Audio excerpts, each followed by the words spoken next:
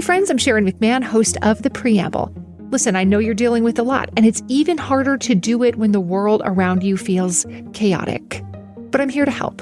Each week, my expert guests and I slow things down to talk about the stories shaping our world, what's really happening behind the headlines, why it matters, how it all connects, and if you're ready for real understanding and maybe even a little bit of hope, follow and listen to The Preamble wherever you get your podcasts.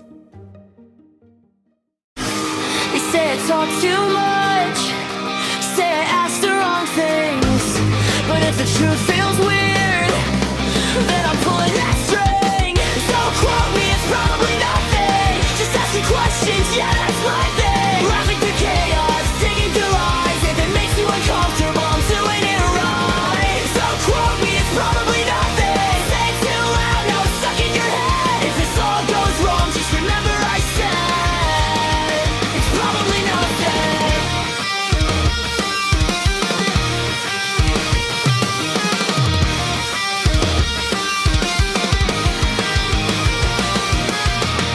Hey, hi, it's Kelly, and this is Don't Quote Me, It's Probably Nothing. And today I'm going to talk about something cool, I think. I don't think it's cool. I was going to say I do think it's cool, but I don't. I really don't. But before I talk about that, I just want to apologize for not having an episode out last week. I was sick, and then the snow and stuff came, even though I could have had an episode out before that. It's snowing right now, actually. Along with, I think, a good bit of the U.S. We got a pretty gnarly snowstorm coming through. I shoveled 5 times today because a friend of ours gave us a snowblower, but it needed a new wheel 2 years ago, and I just haven't gotten the wheel yet. But anyway, just to forewarn you, I am super duper high, so I don't know where this episode's going to go. So you guys are in for a treat, I think. Did I even say welcome back to Don't Quote Me, It's Probably Nothing? I don't know. I don't remember. Anyway, I just said it there. So let's talk about one of the most controversial organizations of the modern era. Also, before I tell you anything about Scientology, I just have to say I came up to my bedroom 2 hours ago to start recording, and I don't know what happened. I was scrolling TikTok for 2 hours before I started. I don't know. I just felt like sharing that with you, I guess. Okay, so to understand how Scientology works, or everything about it, you have to start with the guy who created it, because this origin story basically tells you everything. Anyway, so the guy's name is L. Ron Hubbard. Could also be Hubbard, but I doubt it. Anyway, he wasn't a theologian, he was not a psychologist, and he was not a scientist. He was a science fiction writer. Literally, he wrote pulp sci-fi stories in the 30s and 40s, aliens, space adventures, future worlds, the whole thing. And he was prolific. He wrote a lot. And he also had a flexible relationship with the truth, I guess, because he claimed that he was a decorated war hero, that he had advanced scientific training, and that he had special knowledge about the human mind. And most of these claims don't even line up with records. But what does line up is that he was very good at storytelling, he understood audiences, and he understood how much people wanted answers. So after World War II, a lot of people were struggling, and psychology was still kind of a mess, and therapy obviously wasn't widely accessible, and psychiatry carried a lot of stigma. And then entered Ron. I'm just going to call him Ron, I guess. I don't know why there's an initial in the front. I wonder what it stands for. Should probably look it up. But anyway, in 1950, he published a book called Dianetics, The Modern Science of Mental Health. And this book sold tons. So Dianetics claimed that most human problems, like mental illness, physical illness, emotional pain, came from something called engrams. And engrams were described as painful memories, often unconscious, stored in the mind, and responsible for basically all of your issues. And according to Dianetics, if you could identify and clear these engrams, you could become clear. I said that in air quotes, meaning free of trauma, more intelligent, healthier, happier, more capable, which Sounds amazing. But the process to clear these engrams involved a type of counseling called auditing, where one person asks questions and the other talks through past experiences, sometimes very personal ones. At first, Dianetics was marketed as science, not religion or spirituality, just science. And Ron set up Dianetics foundations, started training people, and began charging money for sessions and courses. But the scientific community quickly pushed back. Psychologists and doctors criticized Dianetics for lacking evidence, making medical claims without proof, and oversimplifying complex mental health issues. And then all of the legal problems followed. So foundations that were created ended up collapsing, and then money issues popped up. And then lawsuits were coming in like left and right. So good old Ronnie boy changed direction. So instead of doubling down on Dianetics as science, he reframed it. And in the early 1950s, Scientology was born. And then suddenly none of this was about the mind, it was about the spirit. So I'm probably going to mispronounce this word, but Scientology introduced the concept of the thetan or the thetan. I don't know. But essentially an immortal spiritual being that exists beyond the body and mind. Hopefully it has nothing to do with me saying that word more than once like Beetlejuice, because I just messed up if it did.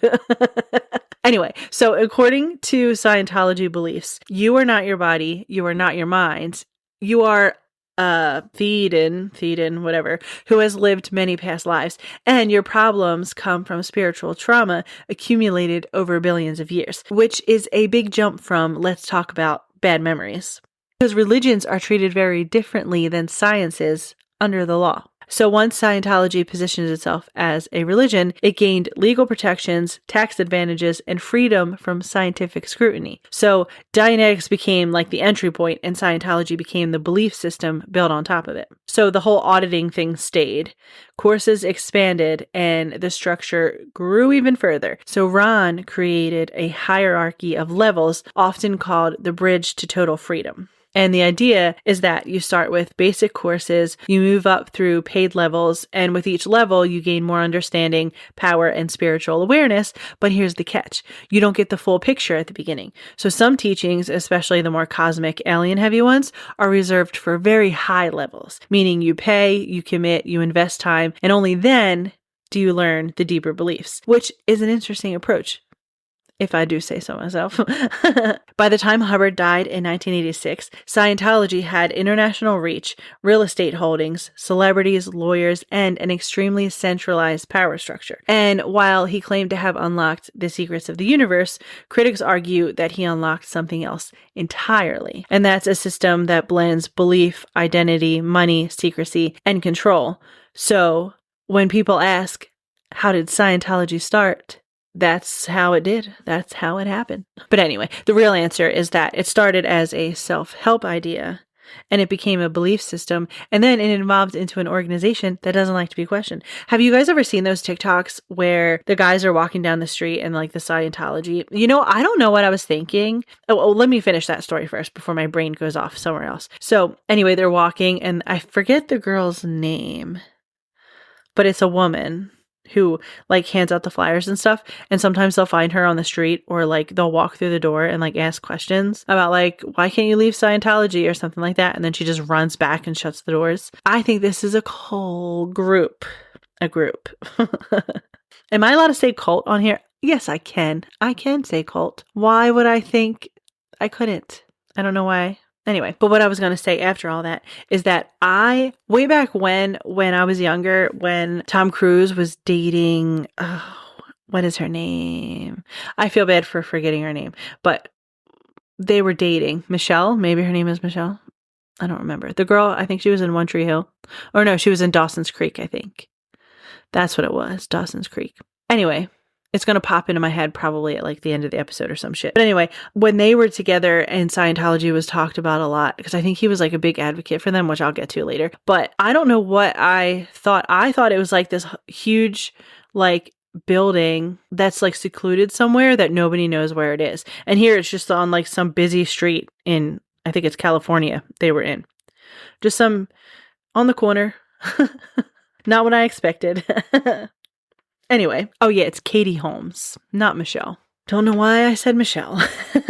So let's talk about how Scientology actually works in practice, because this is where people either get like very invested or very uncomfortable.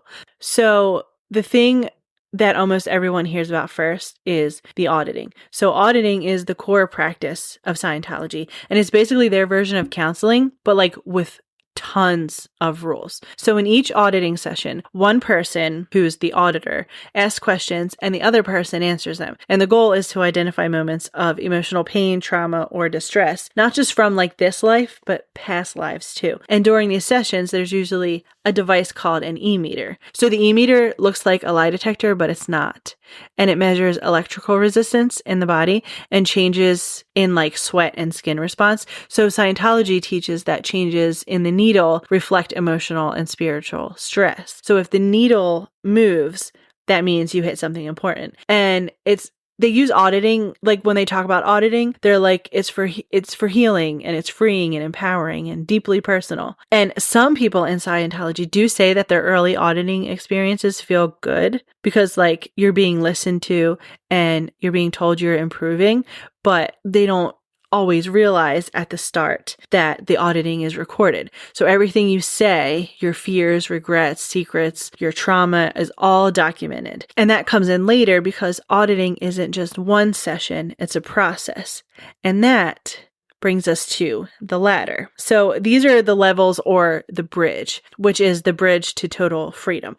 And the idea is that you start at the bottom and you move up level by level. And with each step, you become more spiritually advanced. And the lower levels focus on personal improvement, communication, confidence, emotional clarity, like nothing too wild. But as you get higher, the teachings become more abstract, more cosmic, more secret. And each level costs money. Not like a donation or a pay what you can type thing. Like it had set prices. Like there were courses, auditing packages, training. It's wild. I didn't know, like it's wild. Anyway, so these costs add up fast, sometimes tens of thousands of dollars over time, and sometimes like even more than that. And members are actually often encouraged to take out loans, put things on credit cards, prioritize their next level, and see spending as an investment in themselves. And the messaging is subtle but consistent. Like it's basically if you're struggling, it's because you haven't progressed far enough yet, which creates a loop. Because if something doesn't work, the answer is never, oh, the system might not be for you. It's, oh, you need more auditing, which is like greed, you know. Anyway, so next is the secrecy. So one of the most controversial aspects of Scientology is that not all teachings are available to everyone. Certain beliefs, especially the ones involving ancient cosmic events and alien civilizations, are restricted to very high levels. So you don't learn them at the beginning and you don't even hear them mentioned. You only encounter them after there's years of involvement, significant financial investment, and deep personal commitment. And the explanation given internally is that people aren't ready for the information yet. Learning it too early could be harmful, or that spiritual knowledge must be earned. But critics argue that by the time you reach those levels, you're already so invested that walking away feels impossible. Because now it's not just a belief. Now it's your community, your identity, your time, money, and not to mention your recorded personal history. So leaving doesn't just mean that like you're disagreeing or something. It means basically you're losing everything you built. Sorry, I just hit my pen. I got a cough. I tried not to. But anyway, it means losing everything you built. And this secrecy isn't just about beliefs. Scientology is known for discouraging members from reading outside criticism, labeling critics as dangerous or dishonest, tightly controlling internal information, and framing doubt as like a personal failing. There's even a policy called disconnection, where members are encouraged or required to cut ties with people who are considered hostile to Scientology. And that can include family, friends, or even your spouse. But that also raises the question, like, why does this even work? Because like people are wild out there, like joining Scientology and just like not talking to everyone, you know? But this structure works because Scientology doesn't usually start extreme. It starts like supportive and structured and optimistic. And it promises like answers, and it delivers just enough improvement early on to keep people going. And then the deeper you go, the harder it is to leave because the system is designed that way. I think this is why Scientology sparks so much debate, because people are confused about what it claims to do, but because of how it controls access to the truth. Okay, so now we need to talk about the part of Scientology that most people are actually familiar with, even if they don't know anything else about it. And that is the celebrities. Because I don't think Scientology accidentally became associated with famous people.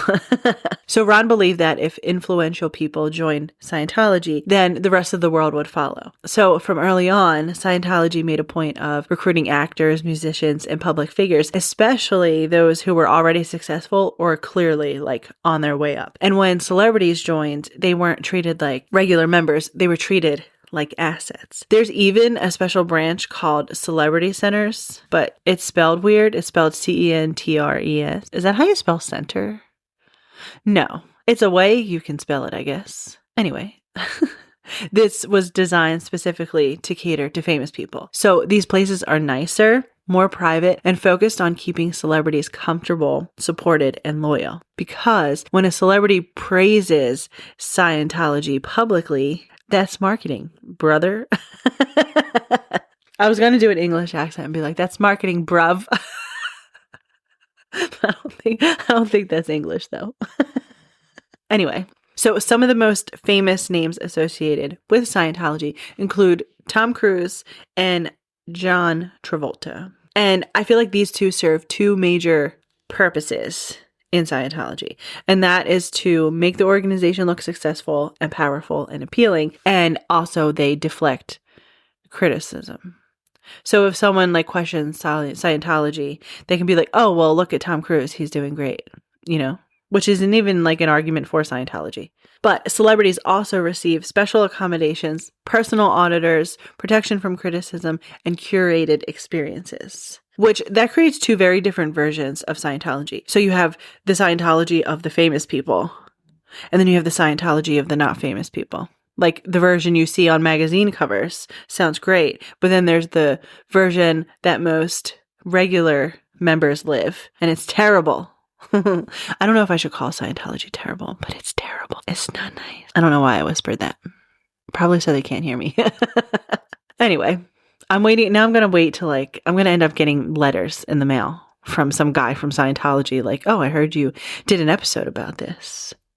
You better knock it off. You know what I mean? Okay. So next there's this thing called the Sea Organization, and it's often called the Sea Org. And it's basically Scientology's inner core where it's full commitment. So members of the Sea Org sign a contract pledging 1 billion years of service. Yes, I said billion with a B.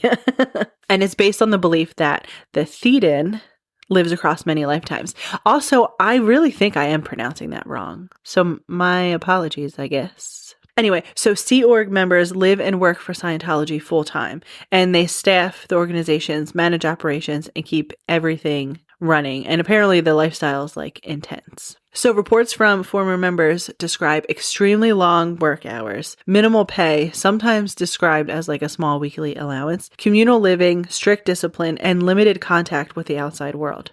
And education, relationships, and personal goals are often secondary to the mission. I don't know why I just did that, but I held 2 fingers together. When you're doing a peace sign, but you put your 2 fingers together and stuck them in the air. And I don't like that. I just did that. Anyway, so the Sea Org operates on a military-style structure, complete with ranks, uniforms, and an emphasis on obedience and loyalty. Questioning authority is discouraged. Dissent is framed as personal failure, and leaving is treated as betrayal. And remember what we talked about earlier, the auditing records?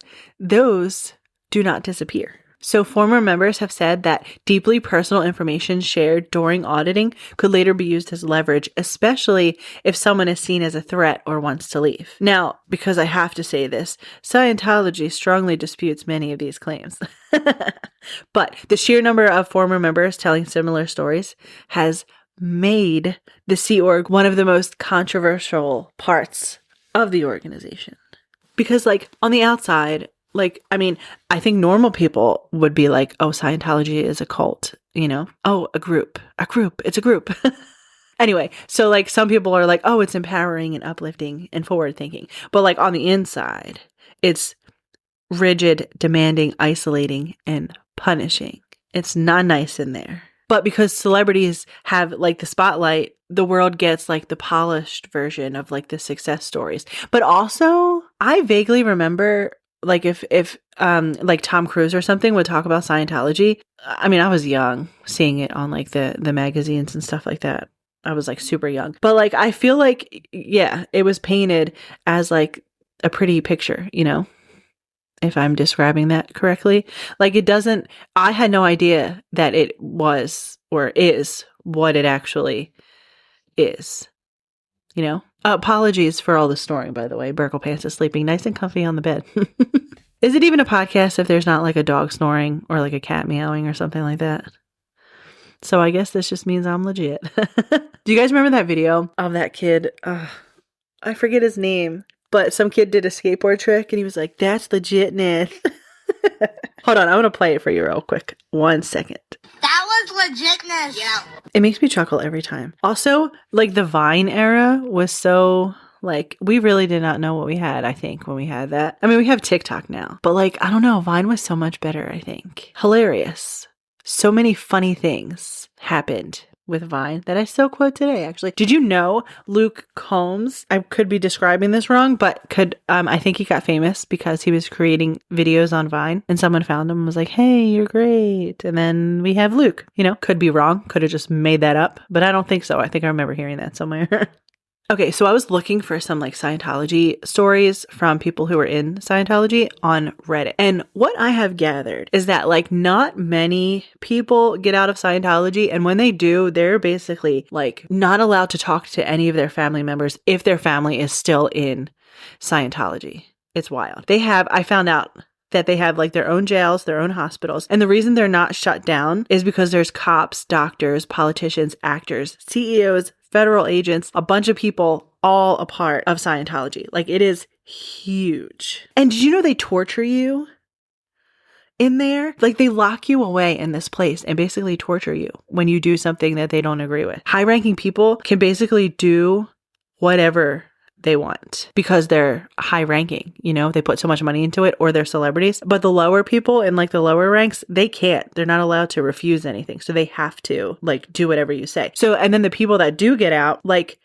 sometimes they'll come to your home, they'll call you, they send mail for like years, they'll send letters to your house. And there's even one person, I'm going to read a couple things from them. They changed their name and their address so that like they couldn't be, I guess, found by them. But I wonder if they still ever became found. Is that a word? Is that correct English? We're just going to pretend it is.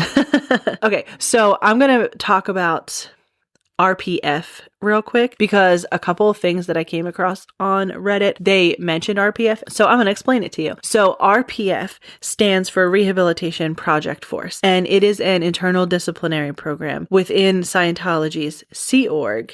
And it's not something that regular members experience, only the Sea Org members. So officially, Scientology describes the RPF as a program to help Sea Org members who have failed in their duties rehabilitate themselves and re-earn trust. And rehabilitate is in quotes. That's the official thing. Like that's what they say. But according to many former Sea Org members, the RPF functions more like punitive isolation and forced compliance. So they describe having to do things like manual labor, like cleaning, construction, maintenance, very long work hours, minimal sleep, restricted communication, separation from family and friends, a lower status where you get separate uniforms, separate dining, separate living quarters, mandatory confession-style auditing, constant monitoring, and rules about where you can walk, sit, or speak. Some actually describe it as like psychologically exhausting and intentionally humiliating.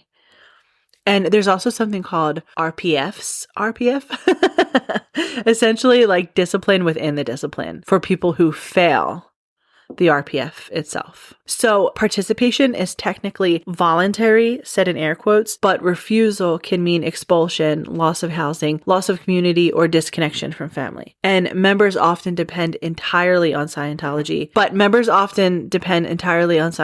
for food, shelter, and identity. And leaving the Sea Org can mean being cut off from everyone you know. And this structure creates a strong pressure to comply even without physical restraint, which is wild, isn't it? Like, to be so brainwashed that like they just have to tell you something and then you'll do it. It's wild. It's wild out there. Now, is this even legal?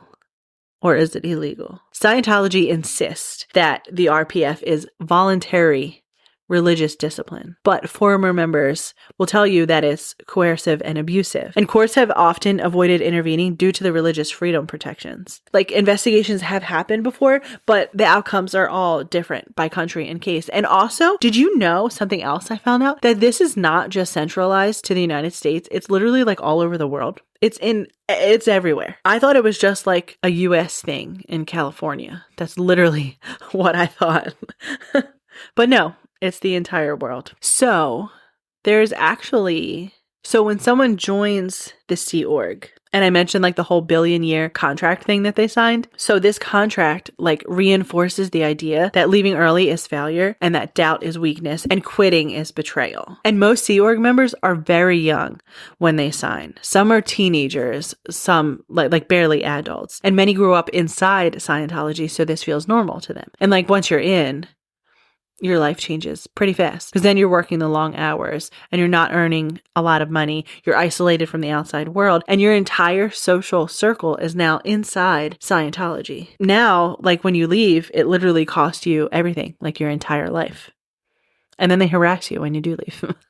So how does someone end up in the RPF? I know I'm bouncing all over the place, but so some of them may have like failed at their duties, made some mistakes, shown poor performance, or displayed like attitude problems. But attitude problems can mean a lot of things. So according to former members, reasons why someone might be sent to the RPF include questioning leadership, expressing doubt, failing to meet impossible quotas, being blamed for organizational problems, wanting to leave, or simply being on the wrong side of internal politics. And sometimes it's not even like about one big mistake. It's like they might label you as like a problem person. And once that happens, the RPF is presented as the only path forward. And you're told that it will help you and it will rehabilitate you. And like, this is your chance to redeem yourself because like refusing isn't even an option. Because if you refuse, again, you lose your house and you can't talk to your family and then they'll label you as an enemy. So while, yeah, they describe the participation as voluntary, like, no, it's not. Because do they really have that decision? Because if they choose not to, then you're just going to make their life hell and lock them away and torture them.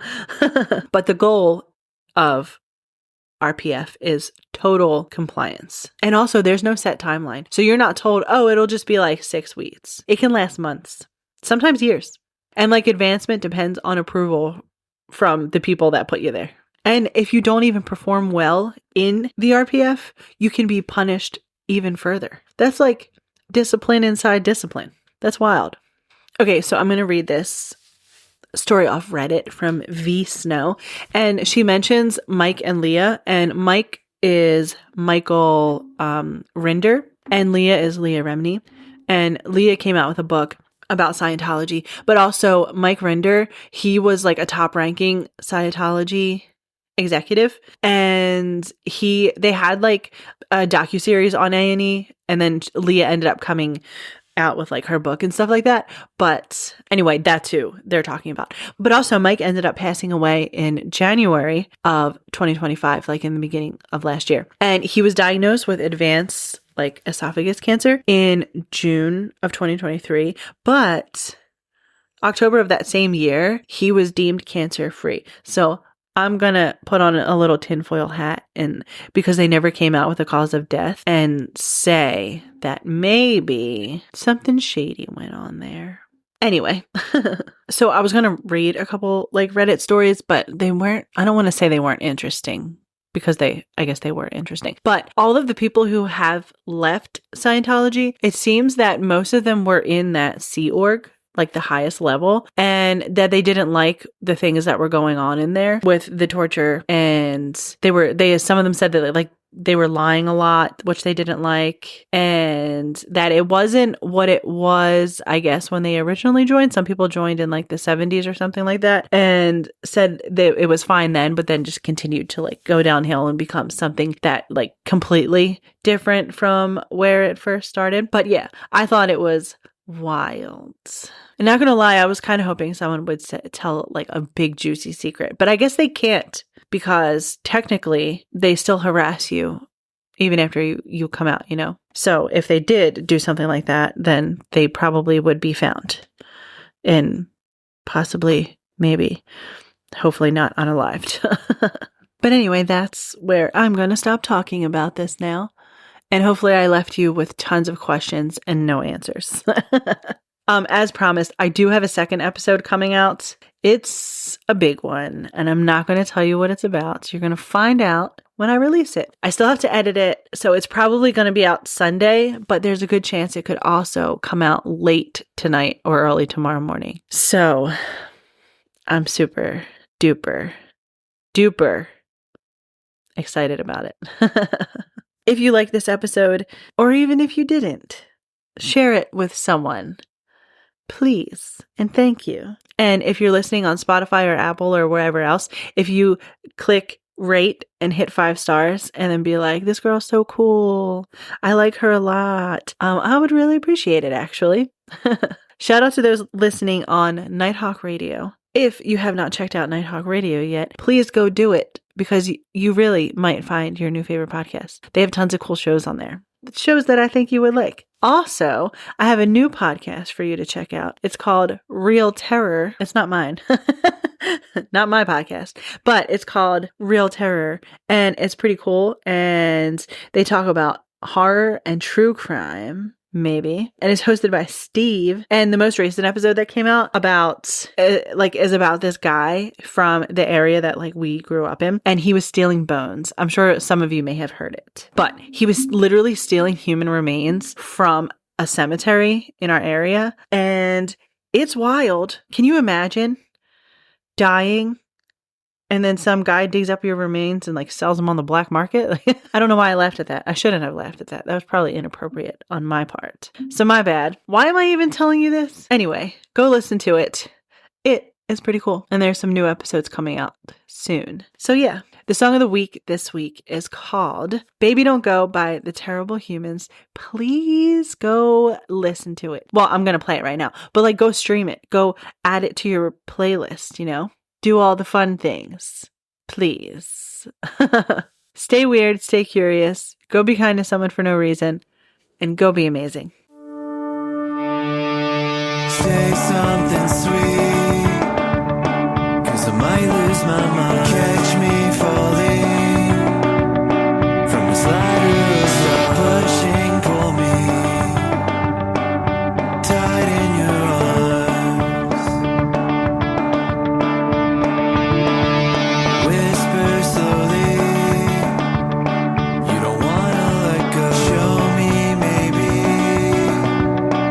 isn't all that you know. Call me crazy.